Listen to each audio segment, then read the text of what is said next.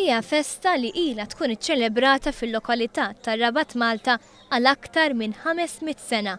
Kien propju fl-1508 li l-Festa ta' San Ġużepp ġiet iċċelebrata għall-ewwel darba. Matul l-istess sena, il-jum ta' 19 ta' Marzu kien iddikjarat bħala festa kmandata kif ukoll pubblika għall-poplu Malti kollu.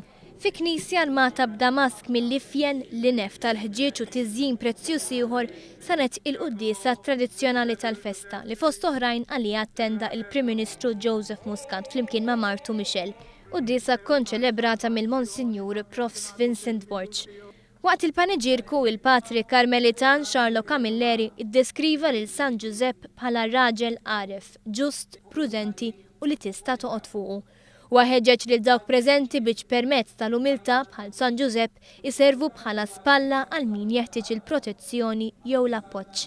Il-Festa ta' San Ġużepp minn dejjem gawdiet popolarità kbira fost il-Maltin, mhux anqas din is-sena meta l-jum ta' 19 ta' Marzu kien imbierek b'temp mill-isbah. Kif konnet nimxu fit-toroq imżejna bil-bandalori li jsawru l-atmosfera tal-festa, ħadna l-kummenti ta' xi rabtin kif ukoll toħrajn li telgħu bih ġarhom lejn ir-Rabat biex jiċċelebraw dan il-jum.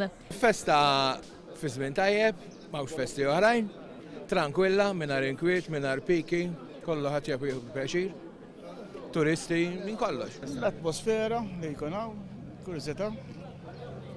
U ġota tippermetti wkoll u tkun tafu wkoll festi barra mir-raħal tiegħek kif huma wkoll. Jiena minn hawn għalkemm tlaqt meta kont tlaqt żgħir ġifieri qed tifhem xorta qbajt nitla' għaliha. One News tkellem ukoll mal-President tal-Aqda Mużikali lil Adam li permezz tal-marċi brijużi tferraħ lil dawk kollha li b'tant ħerqa jkunu qegħdin jistennew il-jum tal-festa. Il-banda lil Adam għalkemm għandha l-eruq tagħha li jmorru lura sal-Medjuevu uffiċjalment ġiet imwaqqfa fl-1860.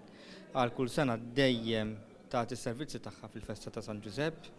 U fir-Rabat għandha rwol importanti ħafna dak soċjali kif ukoll filantropiku.